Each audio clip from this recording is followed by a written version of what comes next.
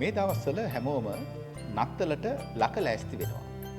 මේ ව්‍යසන තත්ත්වයේ හමු යෙවුණත් විවිධ අය ඒ වෙනුවෙන් විවිධ දේවල් කරනවා. මගතොට සරසනවා, ගවලෙන හදනවා, සමහර විට ඥාතීන්ව බලන්න යනවත් සූදානම් වෙනවා ඇති.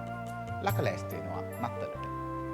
කුඩා දැරියක් එයාගේ ගෙදර මිදුලේ සෙල්ලම් කර කර ඉඳලා එකපාරටම කුස්සියට දුවගෙන ඇවිල්ලා අම්මගෙන් අහනවා, අම්මේ නත්තලට දින ළඟයිද? අම්මා කියනවා, ඔව් නත්තලට ඒ හැටි දවසක් නැහැ. තව දින කීපයයි තියෙන්නේ. අම්මා ආයෙත් අහනවා, මොකද ඔයා එකපාරටම නත්තලට දින ළඟයිද කියලා අහන්නේ? පුංචි කෙල්ල මෙහෙම උත්තර දෙනවා, නෑ අම්මේ, මට දැනගන්න ඕන වුණේ මං හොඳ ළමයෙක් වෙන්න පටන් ගන්න ඕන දවස ළඟයිද කියන එක විතරයි කියලා.